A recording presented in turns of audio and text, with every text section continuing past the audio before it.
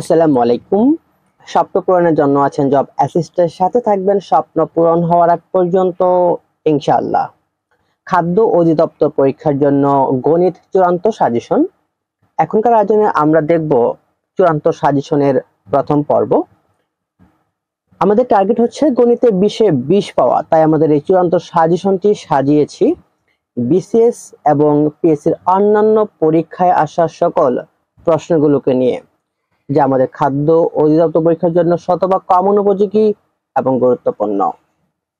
প্রথমে যে অঙ্কটি আছে সেটি হলো দুটি ক্রমিক পূর্ণ সংখ্যা নির্ণয় করুন যাদের বর্গের অন্তর হবে 47। খেয়াল করুন, এই টাইপের অঙ্কগুলো বের করার জন্য আপনারা যে সুপার শর্টকাট নিয়মটি মনে রাখবেন সেটি হলো, আমরা প্রথমে যদি বড় সংখ্যা বের করি তাহলে লিখব যে বড় সংখ্যা ইকুয়াল টু, আমাদের এটা বের করার নিয়ম হচ্ছে যে সংখ্যাদের বর্গের পার্থক্য কত দেওয়া আছে দেখেন, যে যাদের বর্গের অন্তর হবে কত 47, অর্থাৎ বর্গের অন্তর যেটা দেওয়া থাকবে বা বর্গের অন্তর, তাহলে আমরা লিখলাম বর্গের অন্তর যোগ হচ্ছে 1 বাই হচ্ছে 2। বাস, বড় সংখ্যাটি বের করার জন্য আমরা জাস্ট এটুকু মনে রাখবো যে বর্গের অন্তর যোগ 1 বাই 2। বর্গের অন্তর কত দেওয়া আছে আমাদের 47 যোগ 1 বাই হচ্ছে 2, তাহলে 48 কে 2 দিয়ে ভাগ করলে হবে আমাদের 24, অর্থাৎ বড় সংখ্যাটি হচ্ছে 24। এবং ছোট সংখ্যাটি বের করার নিয়ম হচ্ছে যে আমাদের ছোট সংখ্যা ইকুয়াল টু, আমরা একইভাবে লিখবো যেটা আমাদের দেওয়া আছে বর্গের অন্তর এখান থেকে আমরা -1 করব বাই 2। বাস, আমাদের বর্গের অন্তর দেওয়া আছে 47 -1 বাই 2, তাহলে 46 কে 2 দিয়ে ভাগ করলে হবে 23, অর্থাৎ আমাদের সঠিক উত্তর হবে 23 এবং 24, অর্থাৎ সঠিক উত্তর অপশন 23-24, অপশন হচ্ছে ঘ 23 এবং 24। এরপর 2 নম্বর যে অঙ্কটি সেটি হলো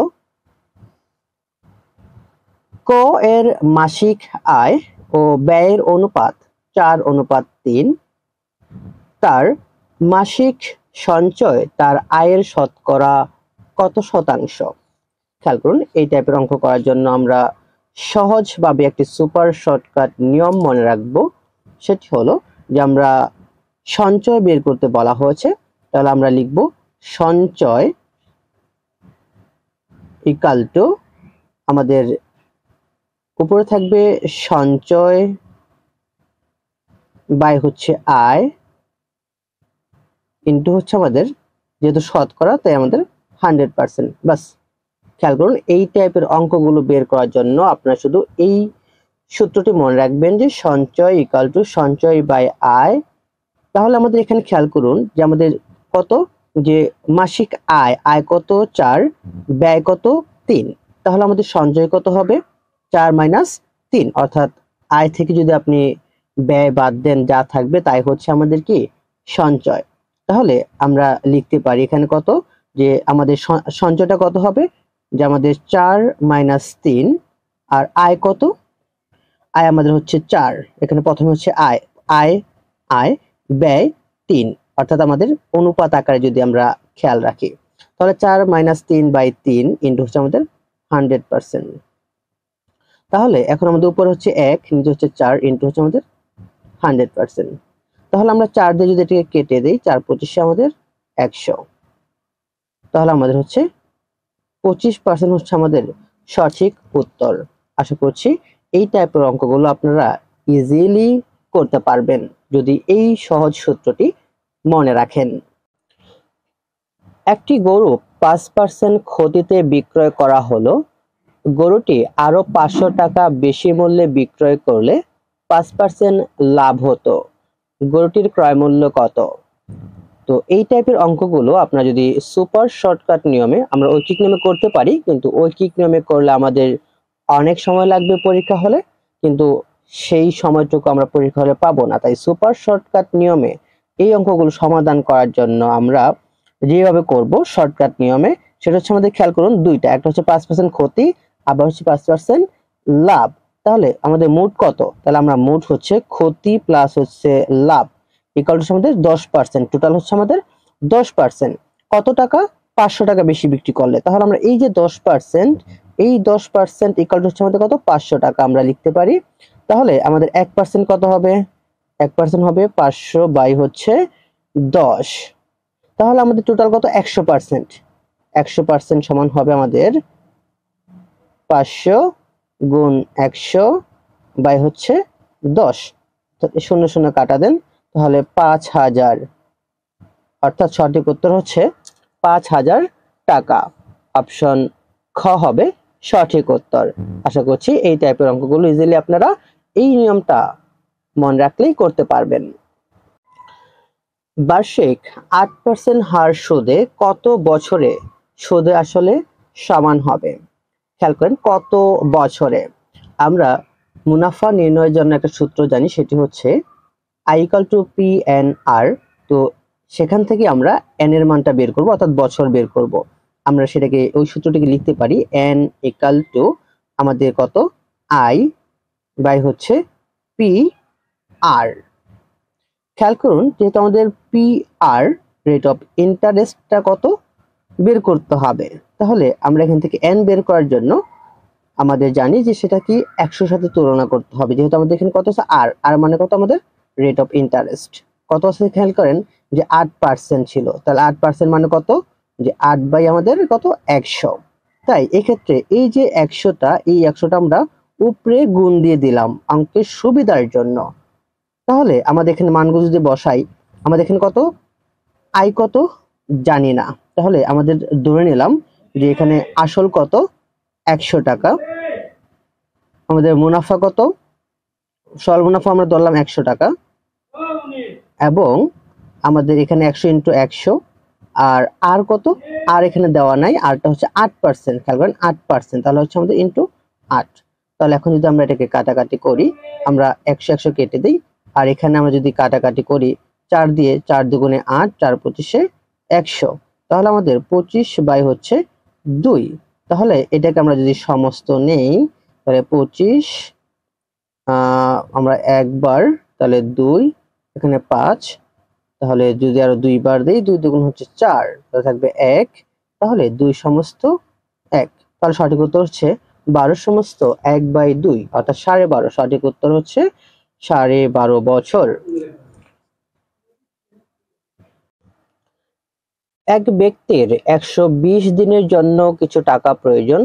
তিনি ব্যাংকের নিকট হতে টাকা ধার নিলেন এবং এর জন্য তাকে 6% হার সুদে 360 টাকা পরিশোধ করতে হলো।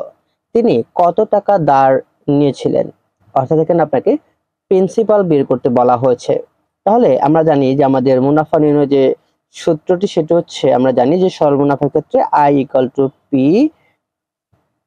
N R। এটা আমরা এই সূত্রটি আমরা জানি।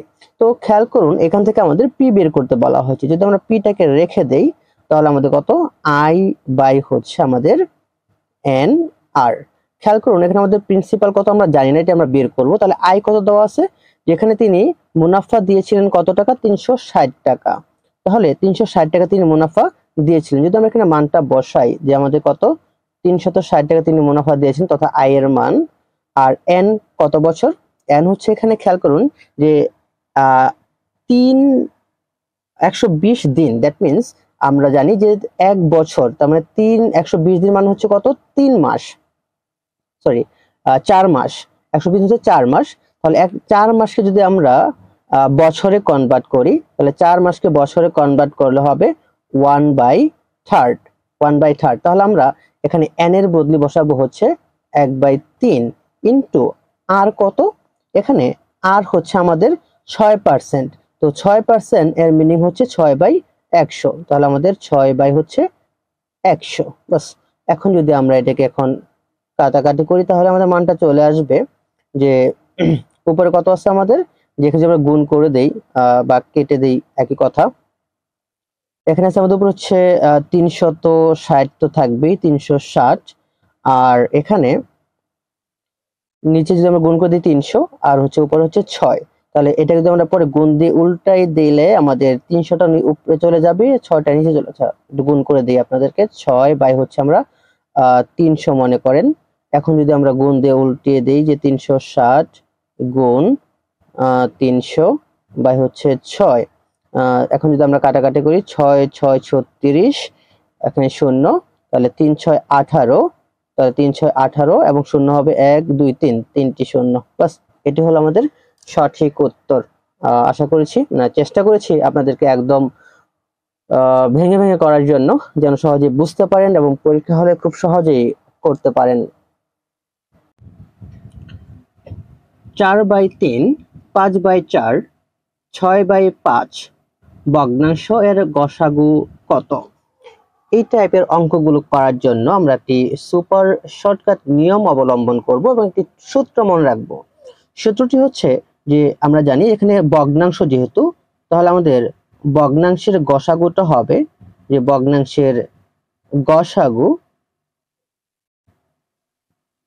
ইকুয়াল টু হচ্ছে আমাদের প্রথমে করতে হবে যেটা, সেটা হচ্ছে যে লবগুলোর গসাগু।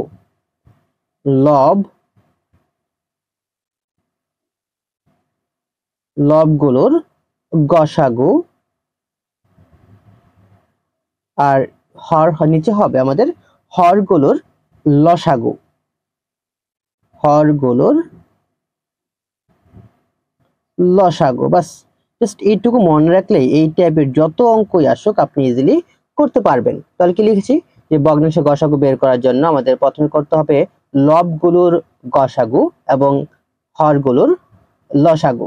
এখন আমাদের এই ভগ্নাংশের ক্ষেত্রে যদি আমরা লক্ষ্য রাখি কত, যে লব কত আছে এখানে 3 4 5, তাহলে 3 4 5 এর কি করতে হবে আমাদের 3 4 5 এর কি করতে হবে গসাগু করতে হবে, এর গসাগু। খেয়াল করেন, এর গসাগু করতে হবে।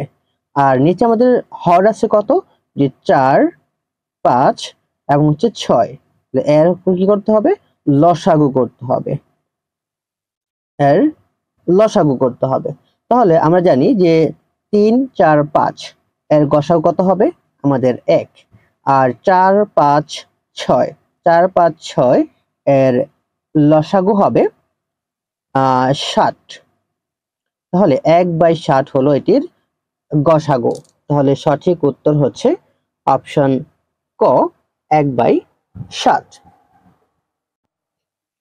এ বি সি ক্রমিক সমানুপাতি হলে নিচের কোন সিদ্ধান্তটি সঠিক?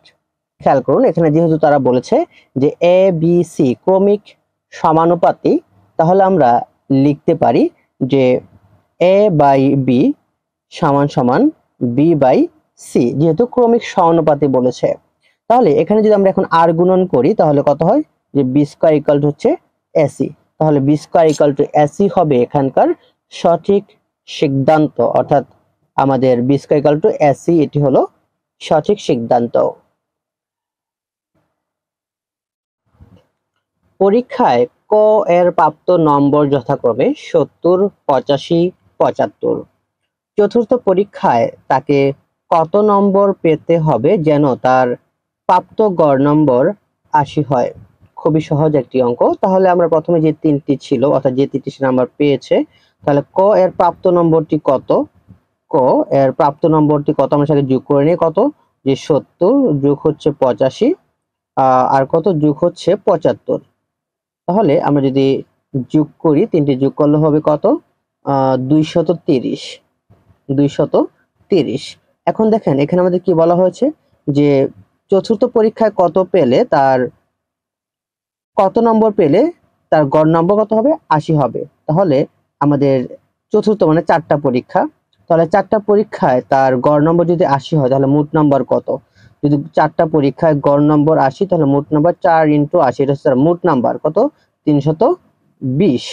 তাহলে আমরা 320, এখন তাহলে কত পেতে হবে, যে 320 থেকে আমরা 230 কে মাইনাস করে দিব, কত হয় 90। তাহলে 90, অর্থাৎ চতুর্থ পরীক্ষা সে যদি 90 পায় তাহলে তার গড় নম্বর কত হবে, 80 হবে। খুব সহজ একটি অঙ্ক ছিল এটি। দৈনিক 8 ঘন্টা কাজ করে 3টি পাম্প একটি জলাধারকে 2 দিনে খালি করতে পারে। জলাধারকে 1 দিনে খালি করতে হলে 4টি পাম্পের দৈনিক কত ঘন্টা কাজ করতে হবে? খুবই সহজ একটি অঙ্ক, ঐকিক নিয়মের আমরা ইজিলি এটা করতে পারি। আর অবশ্যই যারা আপনারা এখন ক্লাসটি দেখছেন, অবশ্যই যেন আপনার হাতে খাতা কলম থাকে। অবশ্যই যখন ম্যাথ করবেন, ম্যাথ করার সময় অবশ্যই খাতা কলম নিয়ে বসবেন, যেন আপনি নিজে ট্রাই করতে পারেন। তাহলে অবশ্যই আপনি পরীক্ষা হলে সেগুলোকে অ্যাপ্লাই করতে পারবেন। ম্যাথ প্র্যাকটিস ছাড়া কখনো হয় না। খেয়াল করুন, আমাদের দৈনিক 8 ঘন্টা, কয়টা পাম্প? 3টা পাম্প। হ্যাঁ, কত ঘন্টা কাজ করে? 8 ঘন্টা। তাহলে আমরা লিখতে পারি ঐকিক নিয়মে যে 3টি পাম্প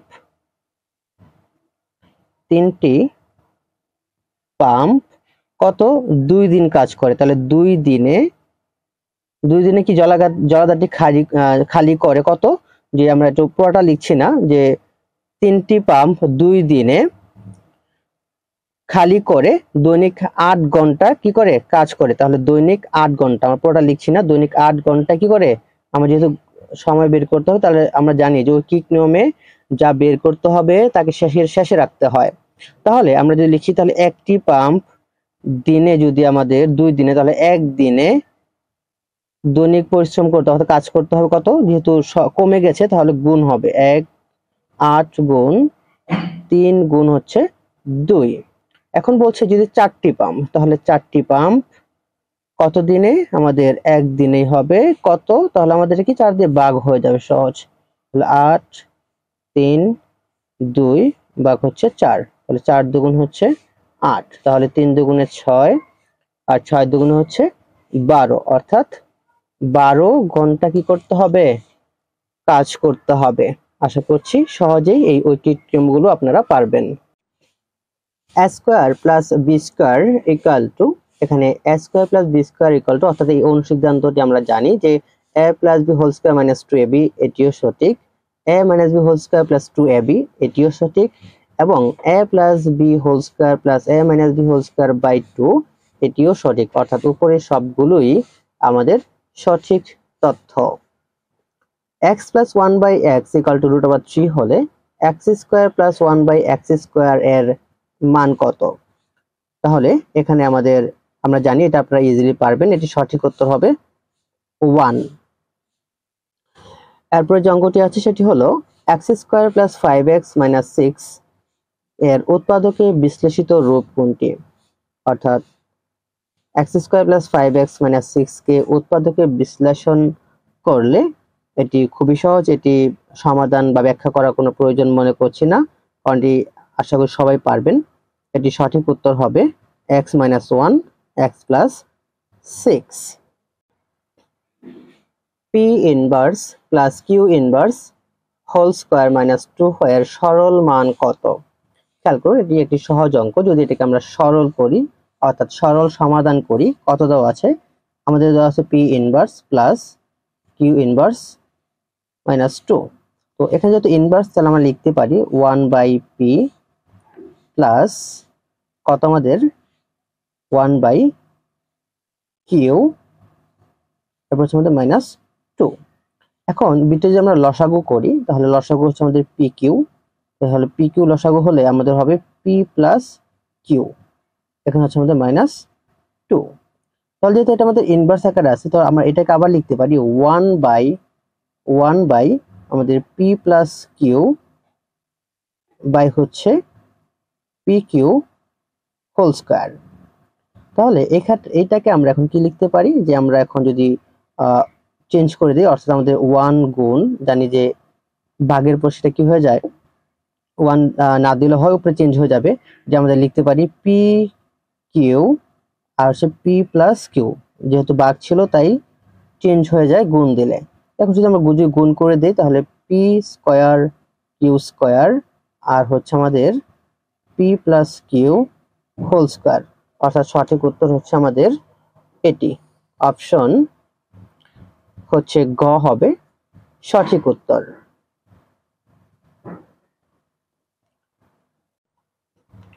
যদি 9 to the power x equal two 27 to the power y হয়, তবে x বাই y এর মান নির্ণয় করো। এই টাইপের অঙ্কগুলো করার জন্য আমাদের এখানে দেওয়া আছে 9 to the power x equal two 27 to the power y। তো এখানে আমরা লিখতে পারি, যেহেতু 9, তাহলে 9 কে লিখতে পারি 3 square to the power x equal two 27 কে লিখতে পারি 3 cube to the power y। এখন যদি আমরা এখানে গুণ করে দেই, তাহলে 3 টু দি পাওয়ার 2x সমান সমান এখানে গুণ করলে 3 to the power 3y। Sorry, এখানে আমাদের এখন 3 যদি আমরা বাদ দিয়ে দিই তাহলে আমাদের অঙ্কটা শেষ হয়ে যায়। কত? 2x equal to 3y। তাহলে আমরা লিখতে পারি যে আমাদের x y ইকুয়াল টু কত? 3/2। অর্থাৎ সঠিক উত্তর হচ্ছে 3/2। অপশন গ হলো সঠিক উত্তর। আশা করছি এই টাইপের অঙ্কগুলো সহজেই আপনারা করতে পারবেন। আজকের পর্ব আমরা এই পর্যন্তই করব, কারণ অঙ্কগুলো যদি আমরা লেন্দি করি তাহলে অবশ্যই আপনাদের বিরক্তি চলে আসতে পারে, একঘেয়েমি চলে আসতে পারে। তো আশা করছি আজকে আমরা যে অঙ্কগুলো সমাধান করলাম, এই অঙ্কগুলো আপনাদেরকে আর পরীক্ষায় কোনো সমস্যা হবে না যদি এই টাইপের পরীক্ষায় অঙ্ক আসে। খাদ্য অধিদপ্তর পরীক্ষা সম্পূর্ণ প্রস্তুতির জন্য জব এসএসসির সাথে থাকুন। আমাদের গণিত, বাংলা, ইংরেজি, সাধারণ জ্ঞান সবগুলো বিষয়ে আমরা আলাদা আলাদা করে ক্লাস তৈরি করছি।